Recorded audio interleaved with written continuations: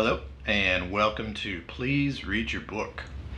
My name is Carl, and on this channel, I talk about books that I'm reading, which are mainly horror, thrillers, science fiction, and weird fiction. So today, I've got a book that is equally compelling, puzzling, and thought-provoking.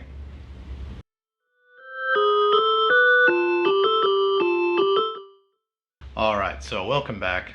It's a very hot Sunday in Bangkok. It's Sunday evening now, but it's still really hot. If you're in the US, it's probably about 100 degrees, 105 degrees. So pretty hot. And we're in the middle of the, shouldn't say middle, it's the beginning of rain season, and it's just so humid and just really not cooling off. So let me grab some water here and we'll get started talking about this book here. Right, so wow, this book, The Warren by Brian Evenson, absolutely amazing book. Very weird, deeply weird, but amazing, and also deep in like a thought-provoking kind of way. And I find that it's also incredibly well written. So it's the story of, well, I'm not exactly sure what it's the story of, and you can see I've got to look at some notes here because it's a bit confusing. But I think that's really the point, or at least one of the points of this book. At least that's one of the points I took away.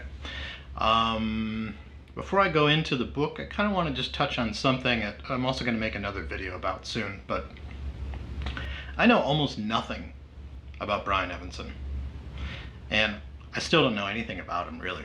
And I kind of like that, because sometimes we come across some work, or we're lucky enough to come across someone's work that's original enough and satisfying enough that we don't really need to know everything about who is behind it. You know, I don't need to know what kind of computer or what kind of shoes Brian Evenson has. I just need to know that he's a good writer. I just need to know about his books. And and sometimes, I guess my point is just like, sometimes we just need to enjoy something and judge it for what it is or in what it is not. And that's okay. You know, it's okay to like something because you find it original and because you find it satisfying. And it's okay to not like something because you think it's not satisfying or you think it's not original. So just a little tangent there. So a little bit of backstory. I read one other book by Brian Evenson a couple of years ago, a novel called Last Days, which is kind of a weird detective noir centered around body modification and amputation cult that's being investigated by this private investigator. And it's a pretty disturbing book, but it's very well written in the sense that the prose is really tight, but at the same time it's very elegant. And I found the same to be happening in The Warren, and I'm going to talk a little bit about that when we get into it. And the reason I bring this up now is that I find Evenson to be like a literary horror writer. He's definitely a horror writer, and within the realm of sort of science fiction and weird fiction, but he's definitely on the literary end of the spectrum. And I say that because of his really tight prose and very economical storytelling. He doesn't tell you what you don't need to know. You only read what you need to read about. As opposed to someone like, Stephen King, who, he's a good writer. I mean, he's a great writer. I've loved many of his books and novels, as we all have. But he's kind of a guy in need of an editor. Unpopular opinion, maybe. But also, too, the thing with Evenson's prose is that he can write stories that are very disturbing and can have some, incredibly shocking and horrific scenes of, body modification, amputation, things like that. But he doesn't get really gory. He chooses, again, to just be very economical, very tight, and as a result, his prose becomes very elegant. And he doesn't distract you with all of that stuff. And because of that, he's able to bring in these sort of big picture elements and big picture themes that normally you'd find in a literary novel. And that's why I give him sort of the tag of literary horror writer. And it's, to me, it's a compliment of the highest order, because he takes something that is a mass market genre that is just pure entertainment. And there's nothing wrong with pure entertainment. We need it. But he takes that and he's able to elevate it in a very thought-provoking way while still telling a very compelling story. And this, often the problem with literary fiction is that the story itself is just not that compelling. The writing is good, characterization is good and all that, but often there's just no plot. There's not much that compels you to read the book. Whereas someone like Evenson can take very compelling stories, very tightly written stories, very clearly within genre, but elevate it. And I think that's just fantastic. So, having said that, I never continued reading Evenson after I read Last Days. I don't have a good reason or any story behind that. I guess it's just part of the random oddity of postmodern life. But lo and behold, the great algorithm at Amazon remembered that I had read Last Days. It also knows that I own a Kindle, and it knows that I regularly buy off the Kindle book deals page. It's kind of the bargain bin for Kindle, but I love it. So one day, I was just recently, I think maybe 2 weeks ago, I was taking a quick coffee break at school, a rare time when I could be at my desk and not be forced into doing lots of things I didn't want to do. And I came across the Warren. I think I got it for $2.99 or some incredibly low price that I couldn't resist. So, plus look at that cover, just an awesome cover. So now let's get to the book. What the hell have I just read? I'm still trying to sort this out. This book was amazing, but so weird and so deep, but just weird and so well written and so deep. This book, The Warren, fantastic, absolutely fantastic piece of writing. So let me tell you a little bit about the story, which can help us kind of understand why I think it's just so great. So it's set in this very desolate and toxic landscape, probably not Earth, but we don't know. Evenson doesn't tell us, and that's really not important. And again, that ties back to what I said earlier, where he doesn't really distract you with lots of backstory and other things that can detract from what he really wants to write about. So we have this landscape, it's toxic, and the main character is called X. Just X. It's not really a name, it's just a letter, right? And he's living underground to avoid the toxicity in the environment. And he lives inside what's called the Warren. It's kind of maybe a base or some kind of lab. We don't really know, but what we do know is that it's fallen into disrepair, it's falling apart. And it seems like the base, or whatever it is, the Warren, was once occupied by what we think are humans. And something has gone wrong. And there's just X inside of here, okay? And there's this sort of flashback in which a character who's kind of teaching X, the character is dying and he's teaching X about how to live in the Warren. And he kind of makes this illusion and this sort of utterance that no one is coming to help. And no one's going to rescue them, but at least no one's coming. Anyone who comes won't be there to help, which is kind of cryptic. So we have X. X thinks he's human. He seems to be human. He has thoughts. He has a human body, 2 legs, 2 arms, a torso, a head, right? That's a human, right? But there's this constant question of what is a human, or what is a person?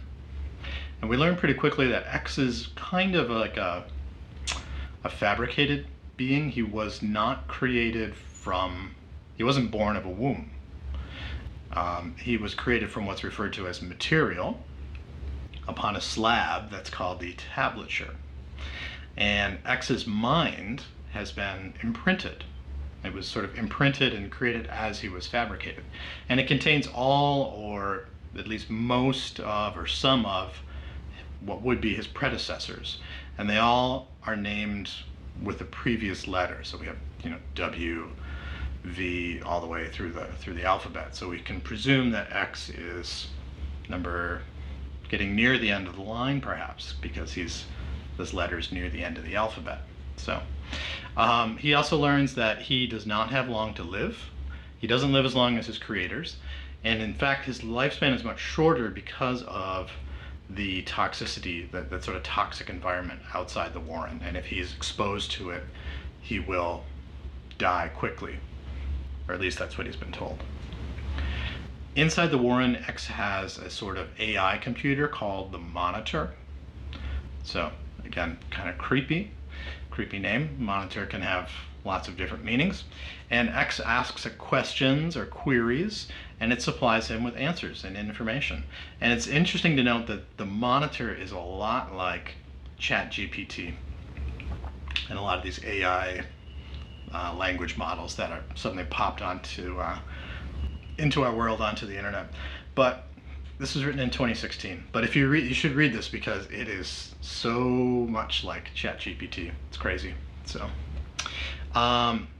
much of the data, though, that the Monitor would normally access to provide answers is lost or damaged. And again, we don't know how or why, but somehow this has happened. So one day, X learns that there is another being outside, a being named Horak. And Horak is living on the surface of the planet. Somehow he's able to live on the surface of the planet, and this was very puzzling for X. So X sets out to find that being, and this is where the story starts to get very strange and very weird. So X finds Horak in a storage tank, and then we get these weird episodes where the different personalities within X suddenly push to the surface and kind of override, and the narrative becomes very weird and unreliable.